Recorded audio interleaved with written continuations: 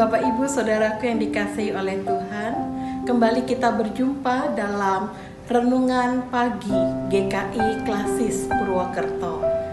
Di hari yang berbahagia ini kita bersyukur karena Tuhan masih menyertai kehidupan kita sampai saat ini. Saudaraku, dalam renungan kita pagi hari ini, kita bersama-sama akan mempergumulkan bagian firman Tuhan yang terambil dari surat 1 Petrus pasal yang kelima, ayat 6 hingga ayat yang ke-11. Firman Tuhan berkata, "Karena itu rendahkanlah dirimu di bawah tangan Tuhan yang kuat, supaya kamu ditinggikannya pada waktunya. Serahkanlah segala kekhawatiranmu kepadanya, sebab Ia yang memelihara kamu. Sadarlah dan berjaga-jagalah. Lawanmu si iblis berjalan keliling, sama seperti singa yang mengaum-aum dan mencari orang yang dapat ditelannya. Lawanlah dia dengan iman yang teguh, sebab kamu tahu bahwa semua saudaramu di seluruh dunia menanggung penderitaan yang sama. Dan Allah, sumber segala kasih karunia, yang telah memanggil kamu dalam Kristus kepada kemuliaan-Nya yang kekal, akan melengkapi, meneguhkan, menguatkan, dan mengokohkan kamu. Sesudah kamu menderita seketika lamanya, Ialah yang empunya kuasa sampai selama-lamanya. Amin."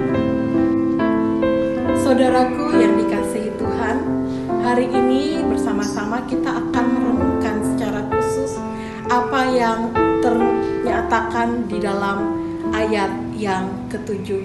Firman Tuhan katakan, "Serahkanlah segala kekhawatiranmu kepadanya, sebab Ia yang memelihara kamu." Serahkan khawatirmu.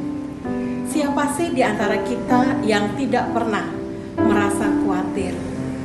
Saya rasa kita semua pasti pernah merasa khawatir. Saudaraku, ada sebuah kisah tentang seorang anak dan ayahnya, di mana suatu ketika sang ayah mengajak anak ini untuk pergi bersepeda ke arah gunung.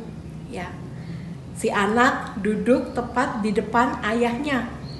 Nah, ketika berjalan dengan sang ayah dengan sepeda itu, ia duduk di depan sambil memegangi setang sepedanya.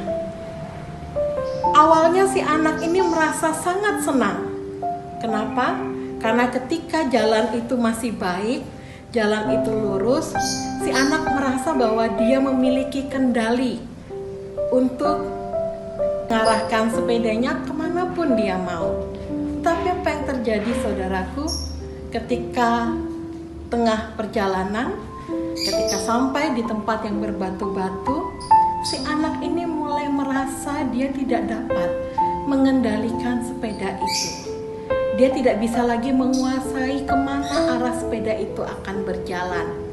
Sehingga ia meminta kepada sang ayah untuk menggantikan posisinya. Dan sang ayah mengambil kendali, si anak lelaki ini duduk diboncengkan di belakang sang ayah. Kemudian mereka terus melanjutkan perjalanan sehingga mereka tiba di tujuan kemana sang ayah mengajaknya saat itu. Saudaraku yang dikasihi oleh Tuhan, dalam kehidupan ini kita mungkin juga sering bertindak atau berlaku seperti anak kecil tadi. Ketika jalan terasa mulus, kita merasa bahwa kita mampu memegang kendali hidup kita sendiri. Tetapi ketika mulai banyak pergumulan dalam kehidupan kita, baru kita sadar bahwa Tuhanlah yang seharusnya mengendalikan kehidupan kita. Begitu juga ketika kita menghadapi situasi saat ini.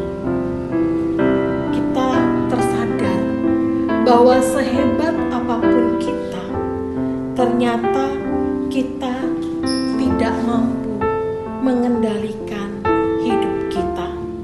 Kenapa? Karena bukan kita yang memegang kendali atas hidup ini. Situasi yang ada saat ini membuat kita merasakan duka yang begitu mendalam ketika kita melihat orang-orang yang kita kasihi selama ini harus mengalami penderitaan. Mereka yang menderita karena COVID-19 dan harus menjalani isolasi di rumah sakit. Mereka berjuang di ruang-ruang isolasi yang ada, dan itu adalah sebuah pergumulan yang tidak mudah bagi kita. Atau kita yang saat ini harus menjalani pekerjaan, menjalani kehidupan pendidikan kita dari rumah kita masing-masing. Bahkan tak jarang usaha kita, bisnis kita juga mengalami gangguan dan terdampak dari pandemi COVID-19 ini. Kita mungkin bertanya, apa maksud Tuhan dari semuanya ini? Entah kapan Tuhan menjawab pergumulan kita ini. Saudaraku, saat ini kita mungkin merasa takut. Kita mungkin merasa bingung. Kita mungkin merasa cemas dengan apa yang terjadi. Tetapi yang mau saya katakan kepada saudara, ketika saudara merasa takut, itu hal yang wajar. Ketika saudara merasa bingung, itu hal yang wajar. Tidak apa-apa ketika saudara merasa tidak mengerti apa rencana Tuhan yang dinyatakan saat ini. Yang saya mau ingatkan, serahkanlah segala kekhawatiranmu kepada Tuhan. Percayalah pada kuasa-Nya, karena Tuhan sendiri sudah berjanji kepada kita. Ia akan memelihara hidup kita dalam setiap peristiwa yang kita alami saat ini. Kiranya Tuhan memberkati saudaraku semua di dalam situasi yang ada saat ini.